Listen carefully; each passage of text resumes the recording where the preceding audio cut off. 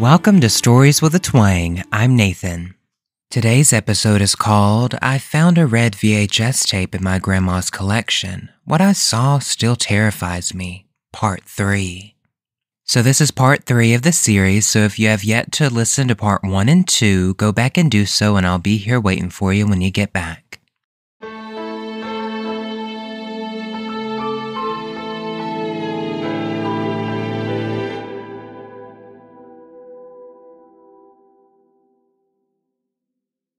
I backed away. I darted for my rifle that rested on the moose print patterns of the bed. As the relentless pounding got heavier and heavier and the hinges vibrated and weakened, I aimed the barrel straight at the center, waiting for the man in the mask to appear. Then I realized if I was going to make it out, I had to keep the evidence. I couldn't let it disappear again. Only the footage would make the state troopers take me seriously. I pocketed the USB drive just as the sound of shattering, crackling wood filled the room. Only for a moment I saw a sledgehammer head being pulled from a freshly made hole in the door. Then I saw the man in the wooden mask look through and wave, tauntingly and menacingly cheerful. I tried to yell, to stand my ground, but my voice wouldn't catch. He reached his arm through the hole where the handle had been and undid the deadbolt and chain. Still, I stood frozen, gun held high but too in shock to fire. He opened the door and stepped inside. His massive figure was accentuated by a thick brown coat and heavy steel-toed boots. In his hand, he dragged the long wooden shaft of an old, rusty sledgehammer. "I will shoot," I managed. "Shoot me," he said, his voice completely calm. Steady, unlike mine, and though I had the better weapon, though the situation seemed in my favor, I felt utterly powerless. It was the demon who haunted my childhood, now back and in the flesh. My own personal boogeyman ready to finish the deed. "Shoot me," he yelled as he swung the great hammer directly into the box television which shattered glass all around. Electric sparks danced momentarily, then came the deafening crack of my rifle. Cotton and feathers floated through the air. I took my chance to run past him, nearly being knocked down as he shoulder-checked me. Quickly down the rusted stairs I got to my Ranger, but my last bit of hope drained away as I saw the tires. They were slashed completely through. No chance of driving. "That was a clever trick with the tape," he said, slowly making his way down the creaking iron steps.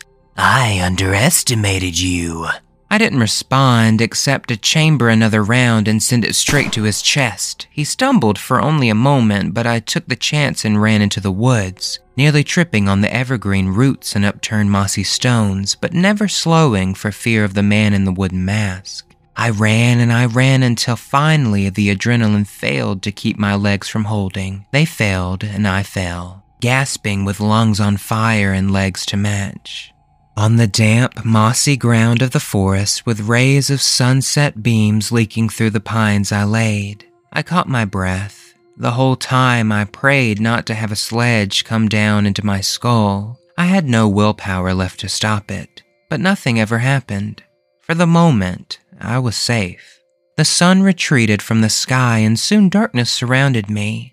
As I finally regained the energy to stand, I reached for my pocket to grab my phone and, "Damn it," I screamed. As the yell echoed through the woods, I realized my error. Please don't let him be near, I thought. He must not have been because I survived the night. I slogged through the woods trying to find my way but not wanting to go deeper into the vast Alaskan wilderness. Eventually, as the last glimpses of daylight disappeared from the forest, I settled down under a lone Sitka spruce. I rested, thankful that the night was warm at least, and despite my best efforts, despite my desperation and horror, I slowly slipped away to sleep.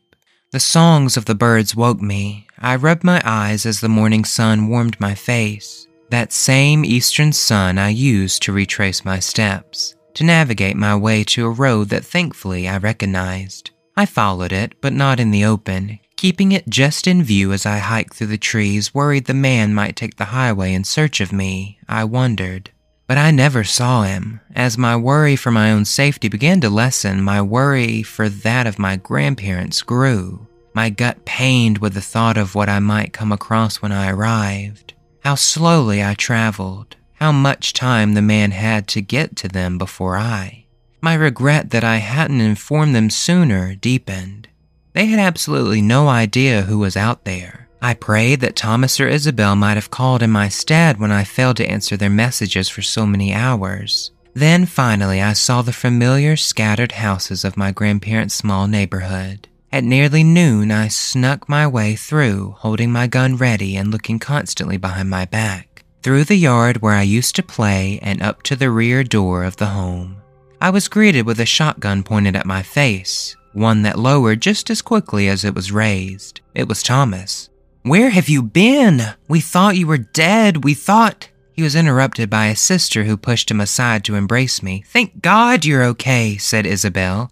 They told me about how they had immediately booked flights from Seattle when I failed to answer them, how they called Grandma when they landed and filled her in on everything they knew. They led me into the kitchen and then to the dining room. There I found both of my grandparents. Their faces lit up as I entered. My grandmother hugged me and tripped over her well-meaning words. My grandpa, who was bound to his chair, simply said, "Thank God." He looked old beyond his age, though my grandmother still retained some of the deep amber locks of her youth among the grays. My grandfather's head was pure snowy white. His large and bulky frame barely fit into his wheelchair. My grandmother grabbed me food and a drink to ease my hunger. As she did, I filled them in on what had happened, every detail. And when I got to the topic of the USB, my grandfather's face darkened. "He said my name, didn't he?" I nodded. I asked what the man wanted, but my grandpa only looked down at his rough and weathered hands. Eventually, he said to his wife, "We have to tell them." "We do not," defied my grandmother as she rested a plate of maple bacon and golden hash browns in front of me. "What we have to do is get them on a flight to Seattle. They shouldn't have come up here to begin with. We'll send the other one with. It's not safe for any of them." "Like we're just gonna stay behind while this is happening?" interjected Tom. "It's none of your business," Grandma demanded. She washed her hands in the sink and rubbed them dry on her apron. "Like hell it isn't," I retorted. "I've got 2 missing rounds that would beg to differ. We have to know what's going on." She did not respond as she made her way to sit at the table next to my grandfather. He placed his large bare paw on her hand, a comforting gesture as it rested on the table. "Fine," she said, pulling it away, "even though you promised me you'd never speak of it." "Circumstances, darling."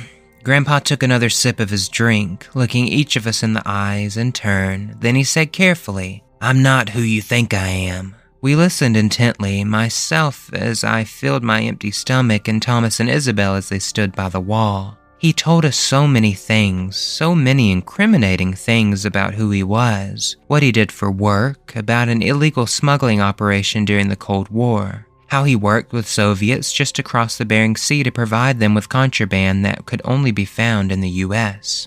"It was very lucrative," he continued, "and I didn't feel any guilt. It wasn't anything illegal here. It was movies and food, things the government in Russia didn't allow at the time. I sold it to them, and they turned around and sold it to the citizens. Everything was good, life was good, and for the first time I could provide for my children. You have to understand, I was a young man, a foolish man perhaps, but I felt that I was doing good in a way. I justified it not just by prospering of my family, the buying of this home, but with how the citizens of another nation, one who didn't allow them hardly any freedom, could benefit as well. Then the wall fell, then the USSR fell. The trade had to change. The same old contraband wasn't enough. I saw his eyes sink into his coffee. I saw his lip begin to quiver. Drugs. I wasn't proud of it, but I did it. I wanted to keep providing for my family, for your father, he said to Thomas and Isabel. And but he couldn't finish the sentence. My mother? I choked. We both sat solemnly. We both understood the implications, the unintended consequences of his actions. It was too late to turn back when I found out, when I discovered your mother's addiction, an addiction I caused. My grandmother stood behind him and put her arms around his shoulders. She ran them back and forth to soothe him.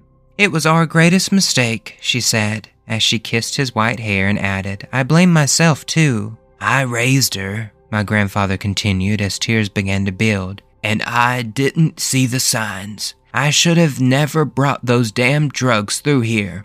Falling droplets hit the table. He managed to choke out, "I killed my only daughter," before he convulsed into a sobbing fit. He broke down. Isabel placed her hand gently on my shoulder, but I did not react. As I watched my grandfather relive his greatest regret, as I watched the once powerful, jolly man who raised me, now an aged, crippled mourner, my mind couldn't take anything in. It couldn't understand the revelations presented to me. Was my mother's death really the cause of my grandparents? The ones I had loved my whole life. I suddenly felt sick that I had resented her actions and her leaving me. Once he steadied himself and returned to his typical stoic demeanor, though one decorated with puffy red eyes, he continued. For some time we discussed it. I scraped at the empty ceramic of the plate, busying my hands. I asked questions and they answered, but by the end of the conversation I still had no closure. "How does any of this relate to the man in the wooden mask?" I asked. "Oak Hocknick," my grandfather said. "The hunter." The name hung in the air after he spoke it. "He's the last one," he continued. My grandmother excused herself and went into another room. "After I found out about your mother's disease, I tried to fix it. We sent her to rehab. We took you in, and I tried to get out of the game. Well, the boys across the sea didn't like that so much. About 6 months after I stopped flying things over, they sent the hunter for me. Not to kill me, but to send a message." "That's why he came to the house?" said Thomas. "No, that's not why." My grandmother re-entered the room. She had in her hands an old rolled-up newspaper. "I had to end it. It had to be done." Spread out over the stained mahogany tabletop, I read the words, 13 Russian nationals dead after warehouse explosion. "Damn," Thomas muttered. That was the only word spoken for a moment as we took in this new information. Then Isabel broke the silence. "I'm guessing Mask Face didn't like his whole crew going up in flames?" Grandpa shook his head. "That's when he tried to go after you three. I took his family, he'd take mine. But he didn't get to you. Maybe if he wasn't such a drama queen and just, I don't like to think about what could have happened, the risk I put my loved ones through." "So that's why he recorded it all, just to be dramatic?" Thomas asked. "I think he intended on filming it all, to the end, and showing me the results." The grim revelation once again muted the room. "But then why give up?" I continued. "Why only return after 19 years? Grandpa took a sip of his coffee mug. "Because I put him away. 15 years incarceration. I should have killed him, but I couldn't manage it." "That's 15, Isabel said. "Why wait another 4? What makes now the time?" My grandfather knocked 3 times on the arm of his wheelchair. We understood. Now was when my grandfather was weak, when he was vulnerable. Another 3 distinct knocks echoed from the front door. Thomas and I both grabbed our guns and followed my grandpa as he rolled over to answer. "Officer," he said, "what brings you here?" My grandmother brought the grizzled Alaskan state trooper a mug of hot coffee to match my grandfather's. His name was A.P. Cartwright. He must have been the 3rd trooper the other 2 told me about. I retained a sense of skepticism given his colleague's level of professionalism, but it slowly wore away as he talked. He spoke with an honest and serious cadence that reassured me that perhaps we had at least one ally. "And that's when I arrived at the motel. I saw a pickup in the parking lot, its tires were slashed, and I went into the room with the busted door." "Did you get my laptop?" I asked. "Or my phone?" He shook his head. "All that was left was this." He pulled something from his bag and set it on the table. The 2 plastic pieces of the VHS tape I had disassembled.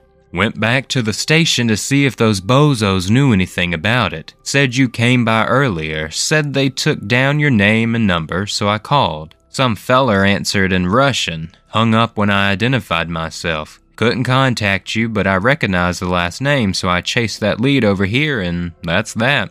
Grandpa brought the tape closer to him for a better look. He chuckled to himself. "What's the joke?" asked the officer. My grandfather hesitated. Grandma placed her hand on his head, ruffling his gray hair. "I guess it's time," he said. "I'll be incriminating myself, but at least we'll all be on the same page. Maybe I can finally make my family safe. This writing says the red tape." "Yeah, I translated it," I added. "But what use is just describing the VHS?" No. The red tape doesn't refer to this VHS. The red tape was the name of the smuggling group. It refers to the bureaucratic red tape that kept the Soviet citizens restricted from simple entertainment and other liberties. It was meant to remind them why they'd started the group. Now the hunter uses it to remind me, to make sure I don't forget." "What group?" Cartwright inquired. "What hunter?" He told the man everything. He told him about the hunter, he told him about the incident, and about everything since. Cartwright jotted it all down in his notepad. He asked questions when he could to clarify. The more the scratching of the pencil to parchment continued, the more sure I was that A.P. Cartwright might be our saving grace. "I moved here from Anchorage over 25 years ago," said the trooper. "This is a quiet place, not much to do, except for a few years in when a murder took place on the outskirts of town. Few days passed but no leads. Trucker wasn't local, didn't have any connections in town, and no reasonable enemies." Isabel grabbed my hand. It was a gesture the officer noticed with his periphery. He understood. "It stumped me until a couple days later I responded to a call about a red VHS tape. A dead trucker and a man in a wooden mask. That was the three of you, wasn't it?" We nodded solemnly. Cartwright shifted his attention back to his coffee and his cupped hands. "He had a wife. The trucker, that is. I remember the way she cried when I called her, the sound of a heart shattering in a million pieces. For a long time afterward, she called the station every day, and I answered every day. 'Have you found the killer? Have you found him? Have you found him?'" He stopped speaking. He stared into the black of the coffee. I witnessed the ever so slight quiver of his lip before he continued. "She didn't make it long. A few months in, she hadn't been making her usual calls to the station. Tried to get a hold of her, but it was pills. That's what she chose." No sound filled the room, a silence only broken from the faintest creak of an old shifting house. "The hunter is a bastard," my grandpa said after a while. "Doesn't care who he hurts. He'll keep going unless we stop him." After a sip of black coffee, the grizzled vet said, "If what we're saying is true, then I'm with you. We're gonna put that son of a bitch down." Elation.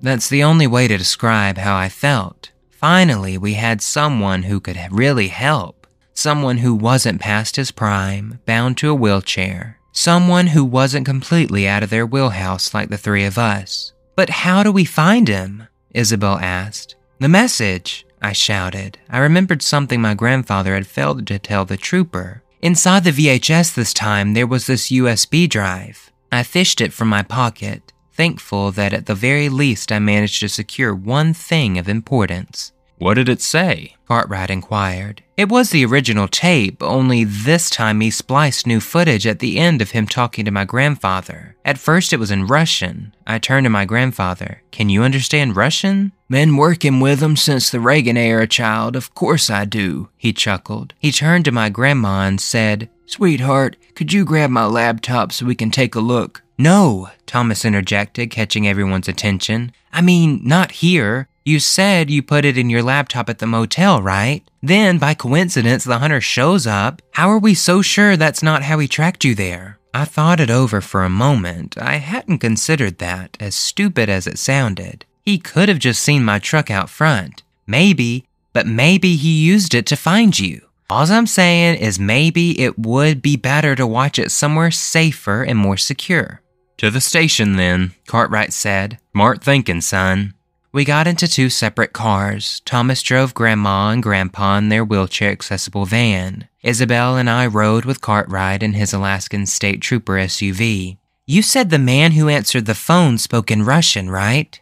asked Isabel from the back seat. The trooper nodded. "That means at the very least he pocketed your phone for a while." "Yeah, I'm sure he wanted Grandpa to call me. That way they could talk or whatever. as I stared out the window to the trees and as dark, heavy clouds moved in, so similar to that afternoon so long ago, Isabel asked a question which brought us one step closer to finding our man.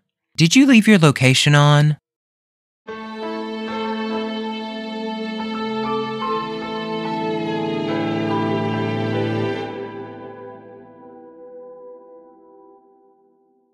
Alright everyone, I hope you enjoyed this week's story and part 3 of this exciting chapter from C.F. Ortiz. I would like to give a giant thank you to C.F. Ortiz for letting me read this series on the show. I'll be back next week with part 4.